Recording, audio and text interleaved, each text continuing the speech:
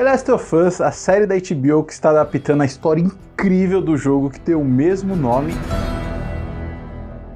ela tá fazendo um sucesso absurdo e é muito, mas muito merecido mesmo, porque a história é incrível e a adaptação está honrando muito o material original. E um dos protagonistas dessa história é o Joel, um personagem, digamos que no mínimo complexo, que carrega muitos traumas de um passado muito pesado. E nesse vídeo aqui eu vou falar como eu trataria o Joel com hipnose clínica. Traumas, o ressentimento, tudo mais. Inclusive, se você tem traumas, muita culpa, talvez esse vídeo possa te ajudar também. E se você é novo por aqui, muito prazer, eu sou Carvalho, sou professor de hipnose e hipnoterapeuta, e esse aqui é o canal Hipnotizando. Já se inscreve, ativa as notificações para você não perder mais nenhum vídeo como esse. E agora eu vou fazer uma contagem de 1 a 3, no 3 você esquece tudo que está fazendo e viaja comigo nesse vídeo. 1, 2, 3.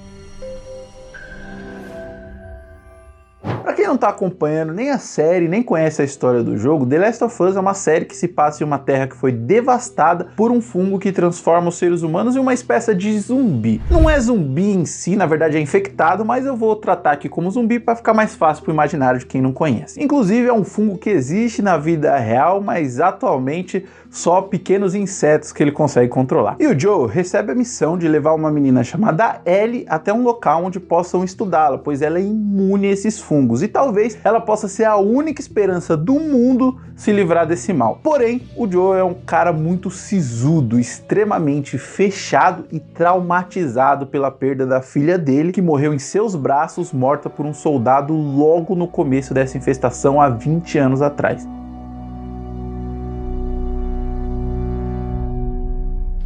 Desde então ele se fechou para novos sentimentos, ou pelo menos ele tentou, e fez tudo que era preciso para sobreviver, sem nenhum tipo de escrúpulo ou hesitação. Com esse breve resumo que não faz jus à história original, mas é só para quem não conhece nada se ambientar, podemos partir para o Joel em si e como eu trataria as questões dele com hipnose. Lembrando que isso é um cenário hipotético e fictício, uma vez que para entender como seria o processo terapêutico com a pessoa, duas coisas são extremamente necessárias. A primeira, uma anamnese extremamente detalhada e assertiva. E para quem não sabe, a anamnese é uma espécie de entrevista onde nós terapeutas fazemos com a pessoa para entender a fundo a pessoa, a rotina dela, as questões dela, a realidade dela, entender o mundo dela como um todo. Para a partir daí a gente saber como lidar com a questão dela, que caminho seguir e qual a melhor opção naquele momento. E a segunda coisa seria a pessoa querer participar do processo, se engajar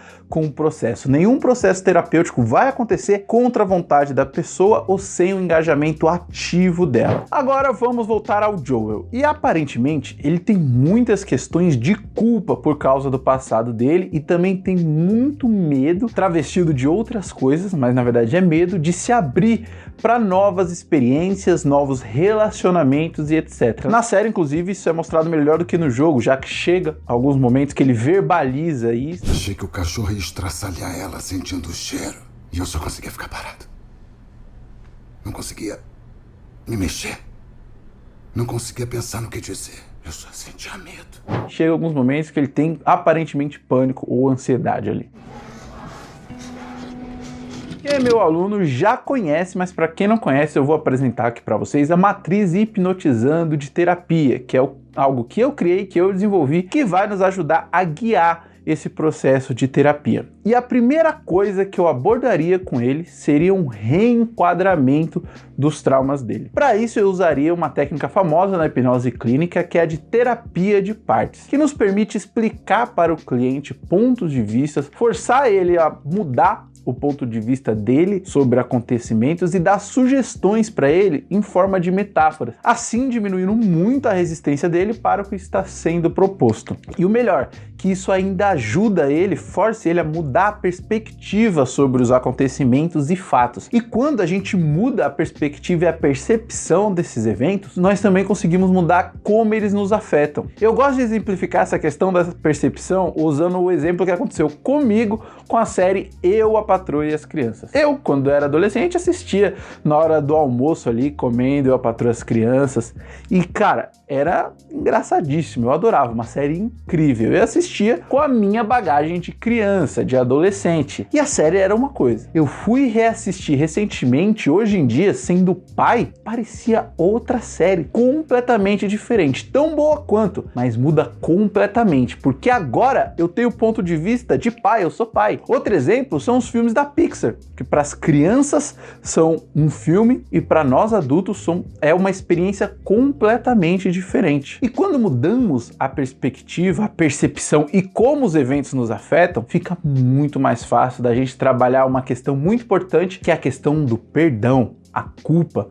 Vale ressaltar que o perdão não é esquecer o que aconteceu, perdão não é aceitar o que aconteceu, perdão não é se eximir de culpa, perdão não é gostar de quem ou que te feriu. Nada disso, nada disso. Perdão é se libertar, é não deixar mais o passado te atingir no presente. O rancor, a mágoa, guardar essas coisas é como se você estivesse segurando uma pedra quente esperando o momento certo de jogar na outra pessoa. Só você se queima. É como se você estivesse tomando um gole de veneno esperando que a outra pessoa morresse. E eu trabalharia muito essa questão do perdão com o Joel, principalmente o auto-perdão, pois o Joel aparentemente se culpa muito. Ele acha que ele tem muita culpa no que aconteceu. Eu trabalharia muito na questão do entendimento de que o que aconteceu no passado não foi culpa dele, que ele não precisa se punir mais por isso. Para isso, eu usaria outra técnica que tem aí no enquadramento, que é a rotina da cadeira. E depois de trabalhar essa questão muito bem, eu focaria em trabalhar com ele os gatilhos que ele tem que disparam as crises nele. Claramente, algumas situações disparam comportamentos indesejados nele. Não só cenas claras, como, por exemplo, quando ele tem as crises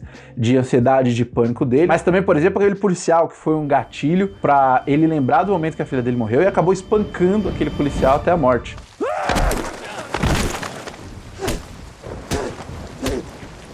O que acontece? O nosso cérebro ele é programado para aprender quando existe o que chamamos de erro de previsão, que funciona mais ou menos assim. Imagina uma maçaneta. Sua vida inteira você viu maçanetas iguais que funcionavam da mesma forma. Você vai lá, abaixa ela e abre a porta. Então, quando o seu cérebro vê uma maçaneta, ele não precisa pensar, ele não precisa aprender como abrir aquela porta. Automaticamente ele sabe como abrir a porta, por causa de todas as experiências que você teve na sua vida. Então, para ele não precisar reaprender a maçaneta toda vez, ele cria o que a gente chama de previsão, baseado na sua bagagem de vida e nas suas experiências. Porém, a primeira vez que você vê uma maçaneta diferente, por exemplo, sua vida inteira você viu maçanetas de abaixar e puxar. E a primeira vez que você vê essa maçaneta diferente, seu cérebro pensa: opa, minha previsão deu errado, deixa eu aprender esse novo modo de abrir porta. Então, sempre que existe esse erro de previsão, o seu cérebro aprende, principalmente quando existe algo que o cérebro possa interpretar como um risco para nós. Por isso que, por exemplo, pessoas desenvolvem fobia após só um evento traumático, pois foi algo totalmente inesperado e muito impactante. Então o cérebro vai lá e salva essa nova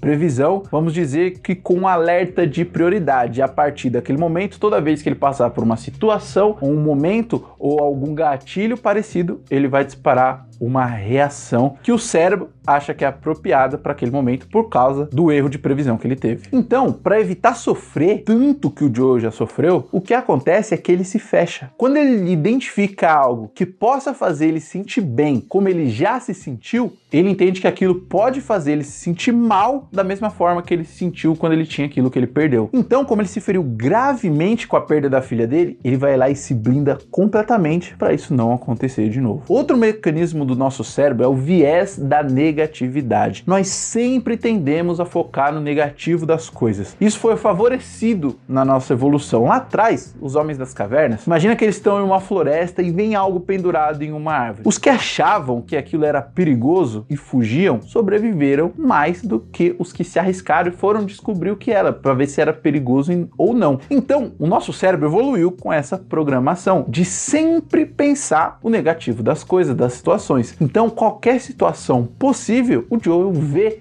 através desse viés negativo. E toda vez que algo acende essa alerta no Joel e ele sobrevive, acaba reforçando essa programação. Então seria um trabalho muito árduo de sensibilizar esses gatilhos, mas seria possível. E eu usaria muito meta padrão nessas sessões com ele, mas jamais regressão. Sei que regressão é muito famosa quando a gente está falando de hipnose, de hipnoterapia, mas eu jamais usaria regressão no caso como o do Joel, por exemplo. Porque na regressão a gente não consegue controlar a magnitude das emoções negativas que podem aparecer. E se as emoções negativas forem muito, mas tão fortes a ponto da gente não conseguir trabalhar ali, pode acabar reforçando os gatilhos negativos e piorar o estado da pessoa. Por isso que um bom terapeuta sempre avalia a real necessidade de fazer ou não uma regressão ali, mas isso, se você é meu aluno e está assistindo isso aqui, você já sabe disso. E para finalizar, só mais duas coisas que eu acho que deveria ser feito nesse processo terapêutico. Mas antes, deixa eu te falar que se você quer aprender hipnose, quem sabe começar a dominar essa ferramenta incrível que é a hipnose, quem sabe virar um hipnoterapeuta no futuro, clica aqui no primeiro link da descrição ou do comentário fixado, que é o mesmo link, que eu tenho uma surpresa mega especial para você. E essas duas coisas que eu faria com o Joel seria ensinar auto-hipnose para dar recursos para ele usar em situações ruins, para ele poder reforçar isso fora dos momentos da terapia, né? Porque a gente não tá 24 horas ali com a pessoa. Ensinaria ele como instalar âncoras, como fazer exercícios de respiração para poder lidar com aquelas situações que aconteceram, por exemplo, de crise de pânico, de ansiedade, porque aquilo não é sugerido fazer auto-hipnose. Depois eu posso fazer um vídeo explicando o porquê, mas o melhor são exercícios de respiração que trabalham direto no corpo. Inclusive, se você quer aprender algum desses exercícios, deixa aqui no comentário que eu faço um vídeo só falando disso, tá bom? E eu finalizaria ele com o Joel fazendo uma boa ponte futuro, para treinar o cérebro dele a passar por situações estressoras, porém com a nova forma desejada, com o novo comportamento, ou seja, usando as ferramentas e exercícios que eu acabei de ensinar para ele, como exercício de respiração, fazendo todo o ensaio mental completo para já trabalhar as novas previsões do cérebro dele, para quando disparar aquilo que antes causava a reação negativa nele, que dessa vez talvez comece a causar, mas ele consiga lidar com aquilo. Eu faria todo esse planejamento mental, fazendo uma ponte ao futuro e repassando a rotina dele várias e várias vezes mentalmente com a ajuda da hipnose, para ele poder treinar o cérebro dele a ter essa nova opção de agir, esse novo comportamento. Porque, sejamos sinceros, o cenário que ele está inserido, que é uma variável que não dá para desconsiderar nunca, coisas ruins vão acontecer. Não adianta fingir que não, que é mil maravilhas. A vida não é um morango, principalmente naquele cenário. Mas dá pra gente se preparar para reagir ao que aquele mundo pode oferecer para nós de forma positiva ou negativa. E é mais ou menos assim que eu seguiria um caminho e um processo terapêutico com o Joel de The Last of Us. Mas vale ressaltar que isso seria um processo, não é mágico, não é só uma sessão, ou seja, seriam algumas sessões, o acompanhamento, é sempre válido falar que a cada sessão eu vou validando o que foi feito, os resultados, como está reagindo, para ver se precisa mudar a estratégia, recalcular a rota se for necessário, para poder seguir o caminho que melhor atinja o objetivo que a gente está buscando ali na terapia. E aí, gostou desse tipo de vídeo? Deixa aqui nos comentários se você quer mais vídeos como esse e que personagem você gostaria que eu falasse como eu trataria. Eu sei que o YouTube tá cheio de vídeo aí dando diagnóstico psicológico, análise psicológicas de vários personagens. Eu decidi fazer esse tipo de vídeo aqui para mostrar como eu trataria, né? Não só dar o diagnóstico, até porque eu não dou diagnóstico, mas mostrando como eu trataria as questões desse personagem. Deixa a sua sugestão aqui nos comentários. E agora estão aparecendo 2 vídeos que eu acho que você vai gostar bastante. E não esquece de clicar no link da descrição ou do comentário fixado. E até a próxima.